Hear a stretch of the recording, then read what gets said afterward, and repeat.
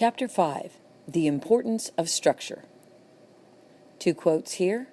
The first, quote, "Since the molecular structure of water is the essence of all life, the man who can control that structure in cellular systems will change the world," end quote. That's from Dr. Albert Szent-Györgyi, Nobel Prize Physiology or Medicine. Second quote, "The beauty of a living thing is not the atoms that go into it, it's the way those atoms are put together," end quote, from Carl Sagan, astrophysicist. Throughout fields of science everywhere, it is becoming much more widely understood that what is critical about any substance and what makes it do what it does, whether it be water, proteins, gold, or even DNA, has much less to do with what elements or compounds it is actually composed of, and much more to do with the importance of its structural formation. This means that it is not the chemical ingredients that are important, it is the shape and structure of the entire unit. For example, you can replace all of the amino acids comprising a protein while retaining its molecular formation, essentially making it the same shape, like a piece of jigsaw puzzle cut the right way but with the wrong color paint on it, now essentially a nonsensical protein. Theoretically, the body would not know what to do with such a random arrangement of ingredients. If our bodies worked like our eyes do with jigsaw puzzles, the piece wouldn't make any sense, no matter how perfectly it fit. But because everything is truly structurally based, the body does know what to do with it, and the protein will continue to function as if it had the previously arranged information, that is, the right colored paint on the jigsaw puzzle. It turns out that the information is not stored in the protein's actual ingredients or its chemical composition. In the jigsaw puzzle of life, the color paint or the picture it creates means nothing, as long as the pieces fit perfectly together. With the protein experiment, we see that it had nothing to do with which amino acids the protein contained. All of the protein's information was stored in its structure. It did not matter what it was made of, as long as its key fit the lock. What is important are the pattern, shape, and structure. This rule seems to apply everywhere. Another quote, "Their theory was that the chemical composition is important. Now the sensational news is that that is nonsense. The structure of the water is much more important than the chemical composition," end quote, from Rustam Roy, professor, University of Pennsylvania, member, International Academy of Science. Crystals have unique ways they arrange their atoms and molecules, called the molecular and atomic structures of crystallographic patterns. It is these various crystallographic patterns that give rise to their remarkable properties, and it is these symmetrical crystallographic patterns that structured water also expresses. While many are perhaps unfamiliar with the term liquid crystal and discussions of atomic and molecular structural formation, viewing their expression in solid-state crystals can help one to easily grasp the importance of this concept. In the world of crystals, it is easy to see why structure is important. Each type of crystal, be it diamond, emerald, ruby, quartz, etc., has a specific structural pattern of molecular arrangement. In fact, it is this arrangement that determines whether a substance is a crystal at all, and it is the number one prerequisite for placement in this category. If a substance has a repeating geometric pattern of molecular arrangement, a three-dimensional grid of symmetrically arranged molecules called a lattice formation, then it is called a crystal. As a crystal grows or becomes changed or crystallized due to different forces, like pressure, heat, etc., the atoms become arranged in a specific pattern and display a geometric form of structural organization. This specific pattern arrangement also determines the characteristics and properties of the said crystal, how it will react to light, heat, pressure, UV rays, and other sources of energy and stimuli. The way light or energy, for example, will be conducted or moved through a crystal depends on how the molecules are arranged. The structure determines the properties. Take carbon, for example. There's carbon in the form of graphite, and then there is crystalline carbon, known as diamonds. Graphite and diamond might share the same chemical composition, carbon, but they are drastically different substances. Ask any woman. In graphite, the carbon arranges itself in flat sheets stacked on top of each other, and thus is brittle and breaks easily, as in pencil lead. The carbon in diamonds knits itself together so perfectly, a three-dimensional interlocking grid of perfect symmetry and form, that it becomes the hardest substance on Earth. The same follows for the silicon dioxide family, SiO2, which exists as flint, glass, amorphous or unstructured, and quartz, crystalline SiO2. And while you cannot make a watch, radio, or hard drive out of flint or glass, quartz is largely responsible for our entire technological era. These are just a few examples of the importance of crystalline structures. It is the laws of structure that allows for substances to be comprised of the same elemental ingredients, varying only in their patterns of structure, to create very different substances with very different properties. It is these properties that have allowed both Earth and mankind to evolve, and on which our societies and lives depend. Through these examples, we see quite clearly that comparing bulk, unorganized water to structured water is like comparing graphite, or even coal, which is carbon even less organized than graphite, to diamonds. If we are made of diamonds, or at least the H2O equivalent, it becomes quite ludicrous to approach the body and our health as if it is a system made of graphite or coal. Then there's a figure that shows diamond, graphite, and coal, all made of carbon. While water exists as solid-state crystal, ice, its responsiveness to certain stimuli, which causes it to rearrange its structural pattern and thus change its properties, is because of its amazing ability as a liquid crystal.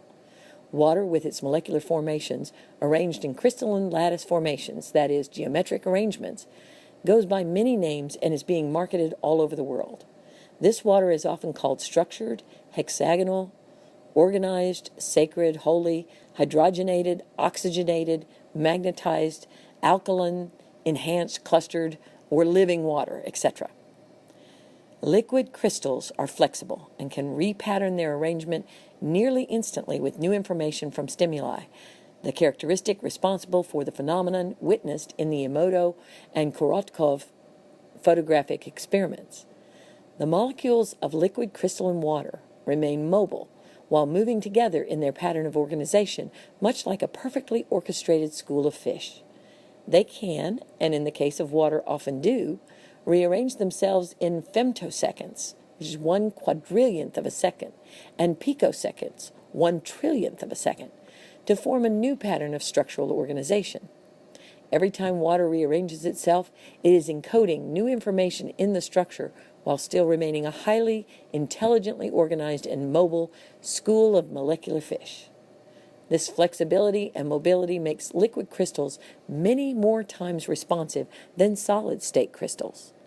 This responsiveness is one of the most important attributes of water, and it's what allows it to have memory, able to store energy and charge of specific natures, while also allowing it to update its patterns with the new information to which it is exposed, expressing an intelligence and learning ability. Rearranging its structure every femtosecond or picosecond does not imply an entirely new pattern or base form of organization, but rather an updating of its current structural energy. Here is a quick quote. "Structured water may be the single most malleable computer," from Rustum Roy. Rustum Roy called it a malleable computer because water can function as an operating system, has a storage capacity, and it is constantly updating its system. These facts become very important when discussing our real water system in our body, how it operates, and what information it is storing. The molecular arrangements in structured water display crystallographic, geometric complexity to varying degrees, from extremely dense and complex arrangements to simple and basic geometric patterns. These changes in structure cause dramatic changes in water's property and are responsible for its anomalous behavior. These changes of the scientifically observed anomalous properties for structured water include higher surface tension, changes in freezing temperature and pH, increases in its ORP, or oxidizing reduction potential, geometric organization causing changes in ice crystal formation, greater molecular stability and molecular alignment, an enhanced ability to absorb certain spectra of light, negative electrical charge, greater mineral solubility, greater oil solubility, and microclustering, wherein molecules are arranged in smaller groups, allowing for better cellular penetration and thus hydration. The above examples are just a few of the measured physical changes of properties that have been observed, and such changes in properties are extremely important for all of life's processes, which depend not just on water, but on structured water to support all of its great diversity of forms and flora. Changes in pH, which indicates the amount of hydrogen in a liquid, means it is better for life-supporting systems, which require a slightly alkaline rather than acidic environment for health. A greater oxidizing reduction potential, ORP, simply means its ability to donate energy to the body through its hydrogen atoms, which donates electrical charge, as in antioxidant, in the form of electrons to free radical oxygen. Larger absorption of certain spectra of light, as well as greater negative electrical charge, that is ionization, means the water holds greater energy potential and is more conductive than unorganized or bulk water, its conductive nature being critical to life's every process. Greater mineral and oil solubility means better delivery of necessary nutrients to cells. Microclustering causes better penetration through the aquaporin channels in the body, through smaller molecules, making it easier to bring nutrients to the cell, toxins out of the cell, and is said to be 3 times more hydrating than larger clusters of water molecules. The structure of the water in our body, our biowater, and its properties are vital to the existence, function, and maintenance of our body, brain, and bioenergetic systems. The level of structure, or the degree of how geometrically precise and complex the arrangement of molecules, has a direct effect on the level of function and energetic capacities of both the biowater and our physical and energetic systems. And here's a long quote to finish the chapter. Quote, I have put now almost 27 years of study into this type of structure. It is organized, it is holding information, and it takes the minutest charge to release it and make it come back to its normal water bulk characteristic. We speak of vital water. We speak of holy water. We speak of Lourdes water. We speak of the sacred springs, and each one of these statements I find to be true. When I have studied waters from various sacred locales, I find a structure in that water which is unique from the bulk water. I have found waters that test 40,000 times more energetic than bulk water. These should not even be considered the same substance. End quote. That's from Dr. Marcel Vogel, IBM scientist and crystallographer. And that concludes Chapter 5. I'm going to go ahead and record the introduction to Part 2 because Chapter 6 is very long. Part 2, Water Mechanics, the True Laws of Nature. This begins with a quote, the greatest impediment to scientific innovation is usually a conceptual lock, not a factual lack. That's a quote from Stephen Jay Gould, Harvard paleontologist. Exactly how water is able to exhibit such phenomena and remarkable changes in properties and structure has until now largely remained a mystery. To understand how water achieves such incredible phenomena, we must have a basic understanding of the principles on which it operates, which include specific geometric patterns of information, energy, and fractality, the concept of shapes which can be split apart into parts, each of which is an approximate reduced size copy of the whole, where the parts express self-similar patterns viewable at greater and greater magnifications. That is, the branching ends of snowflakes or the intricate nesting of rose petals. As well as the ability to translate entropic and non-entropic energetic information into physical expression. If these words are completely new to you, don't worry. They will be defined in the following sections. These statements, when read with an understanding for the definition of their terms, will reveal large implications about the abilities and mechanics of water as we explore them. Water, so critical to universal life, reveals incredible magic about the way energy and consciousness operate in our reality. Magic that remains hidden until we understand the way water itself operates, reflecting as the original mirror the marvelous dynamics of our existence.